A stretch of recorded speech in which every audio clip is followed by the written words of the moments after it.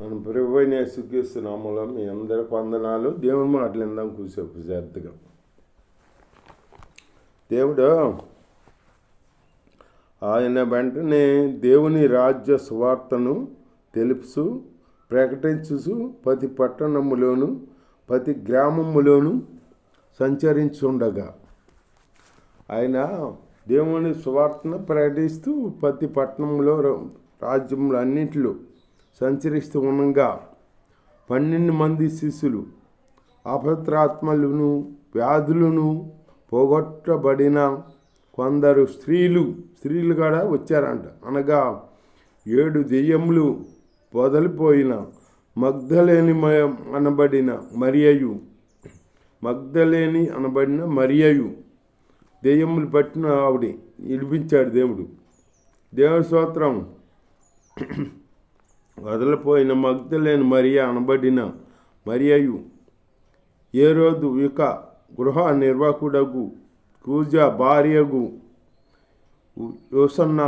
Susanna ఆయనతో కూడా ఉండిరి. వీరిలో ఇతరులనేకులు తమకు కలిగిన ఆస్తిలో వారికి ఉపచారము చేసి వచ్చిరి. తమకు కలిగిన ఆస్తిలో ఉపచారం చేయుటూ వచ్చారంట. మన ఆస్తి కాడ దేవుడి కొరకు ఖర్చు పెట్టాలి. మనం ఖర్చు పెట్టే బిడ్డలుగా ఉండమన్నమాట. అట్లా మనకు దేవుడి బిడ్డలు అనిపించుకుంటాం అన్నమాట. దేవుళ్ళో మనం అట్లా ఉపచారం చేయాలన్నమాట. దేవుని స్తోత్రం. హల్లెలూయా. బహు జన సమూహము కూడి ప్రతి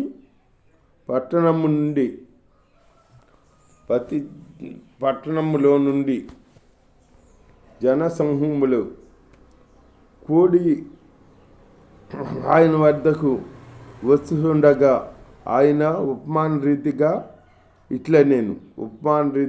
అన్నాడన్నమాట. ఇత్తువాడు తన విత్తనములు విత్తుటకు బయలుదేరాడంట. ఇత్తువాడు అతడు విత్తుతుండగా కొన్ని విత్తనములు త్రోవ పక్కను పడి త్రొక్కబడేను. త్రోవ పక్కన పడినాయి అంట. కొన్ని అవి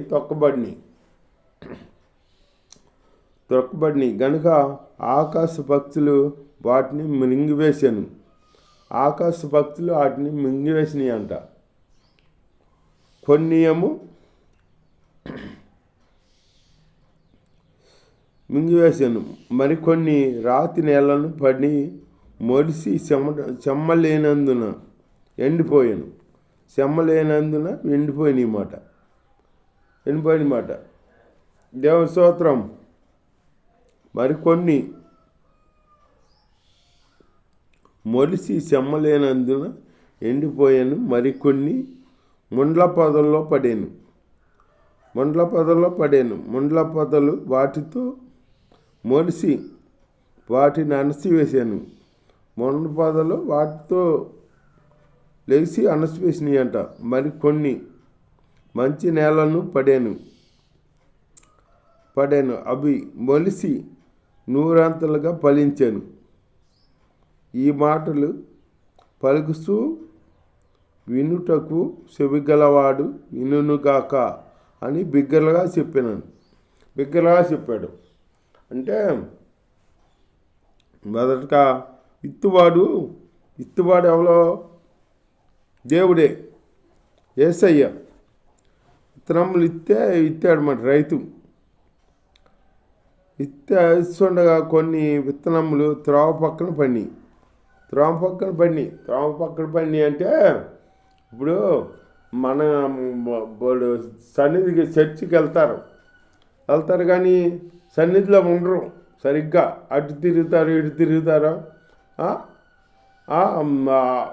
పాస్టర్ గారు వాక్యం చెబుతుంటే ఇల్లు సెలవు చూసుకుంటారు, లేకపోతే ఫోన్ మాట్లాడుకుంటారు, లేకపోతే ఎక్కడో ఆలోచించుకుంటూ అటు తిరుగుతూ బయటకని ఇటని తిరుగుతారు అన్నమాట.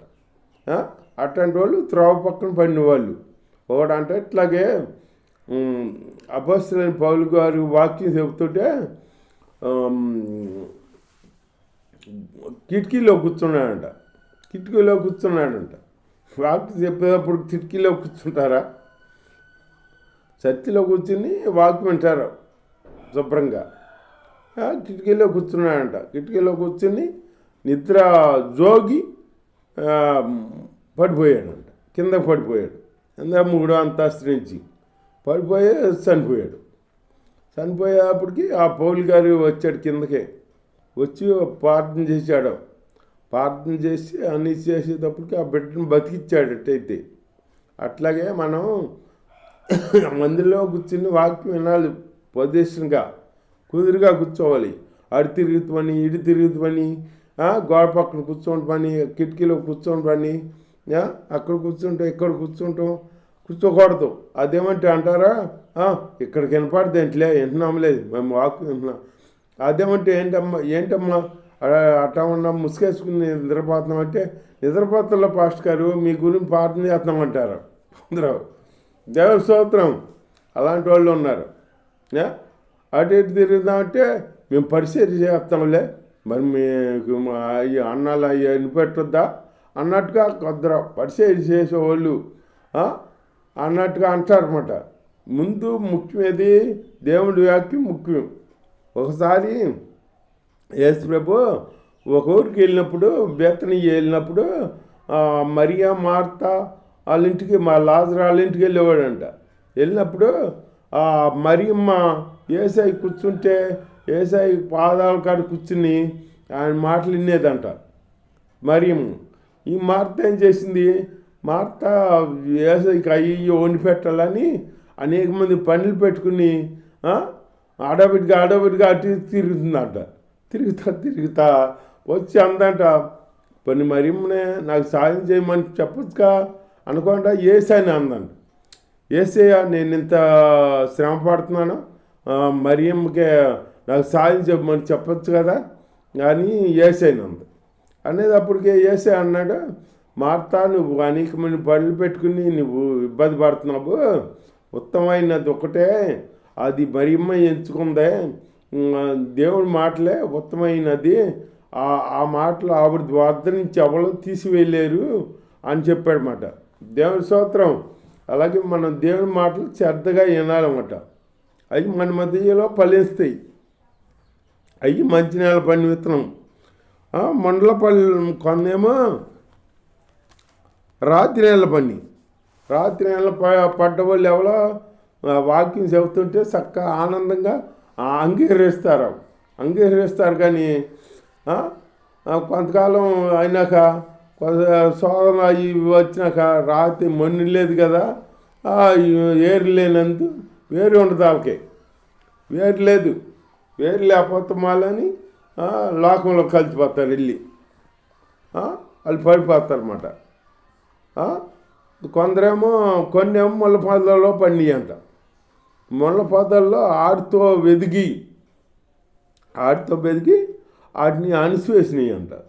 వీళ్ళు ఎవరంటే వాక్యం చర్చికి వస్తారు, వాక్యం వింటారు, శ్రద్ధగా వింటారు, అన్నీ చేస్తారు, కాళ్ళు చేస్తారు, అన్నీ ఇస్తారు, అన్నీ చేస్తారు.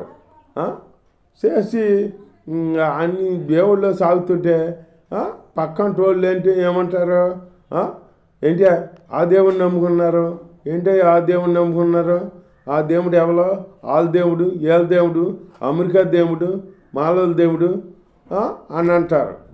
మనమేంటి, మనకి బోలు మంది దేవతల దేవుళ్ళు ఉన్నారు, నువ్వు అక్కడికి వెళ్తామేంటి, ఆ దేవుడు మన దేవుడు కాదు అని వాళ్ళు వీళ్ళు వచ్చేసి అంటారన్నమాట. వాళ్ళు అణిసివేసి బ్యాచీళ్ళు వాళ్ళు రారు, వచ్చేవాళ్ళు రానివ్వరు, వాళ్ళు కార్యాలు పొందుకోరు, ఈ ఉండే వాళ్ళు పొందుకోనివ్వరు. దేవుని స్తోత్రం. అలాంటి వాళ్ళు ఉన్నారన్నమాట.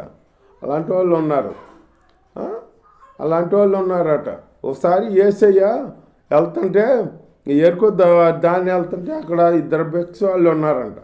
వాళ్ళు విన్నారు యేసయ్య వెళ్తున్నాడు ఇటు అని విన్నారు. జనసమూహంతో వెళ్తున్నాడు అనమాట.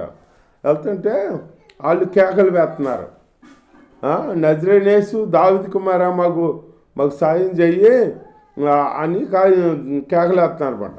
కేకలేస్తుంటే వీళ్ళు పక్కంటూ ఉన్న వాళ్ళు అంటారు, ఏయ్ ఊరుకోరా ఊరుకో, అది కేకలేస్తాం ఏంటి, అంత కేకలేస్తాం ఏంటి, ఆయన ఎవరో మనం ఎవరో అన్నట్టుగా అంటున్నారు వీళ్ళు.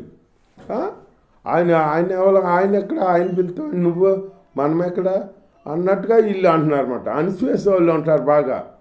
ఊరుకోరా ఊరుకోరా అంటే అక్కడ బైబిల్లో రాసి ఉంది, వాళ్ళు ఊరుకో అన్న దానికంటే అన్నప్పుడు ఇంకా ఎక్కువగా కేకలేసారంట అని బైబిల్లో ఉంది. ఇంకా ఎక్కువగా కేకలేసి, నజరేయుడైన యేసు దావీదు కుమారా మాకు సాయం చేయి, మమ్మల్ని కరుణించమని కేకలేసారంట. దేవుడి స్తోత్రం. అలాగే తండ్రి, మనం సన్నిధికి వెళ్ళి మనం నిమ్మలంగా ఉండకూడదు, ప్రార్థన చేయాలి. కేకలేస్తాం. కేకలేస్తే ఒకటిగా అన్నాడంట, దయచండి ఏంటి మీ దేవుడికి చెవుడా అన్నాడు. చెవుడు కాదంటే పాటలు ఆలకిస్తానంటే మరి ఎందుకు వీళ్ళని ఇట్లా అనిపిస్తావు నాన్న అంటే అని అన్నాడంట. అట్లాగే అది ఆత్మ మనల్ని మనకు వచ్చింది కాదు, అది ఆత్మ ప్రవేశించేటప్పుడు మనకి కేకలు అదే పనిగా వచ్చేస్తాయి. పరిశుద్ధాత్మ దేవుడు మనల్ని నడిపిస్తాడనమాట. అట్లాగే కేకలేసామనుకో కన్నీటితో దేవుని మన ప్రార్థనలకు ఇస్తాడు. ఒకరి సంగతి ఎందుకో మనం దేవుణ్ణి ఆరాధించుకోవాలి. అట్లా ఉండాలి. కానీ వాళ్ళు అంటున్నారు వీళ్ళు అంటున్నారు అని మనం ఆగకూడదు, ఆగే బిడ్డలు కూడా ఉండకూడదు. దేవుడి స్తోత్రం. హల్లెలూయా. కొన్నేమో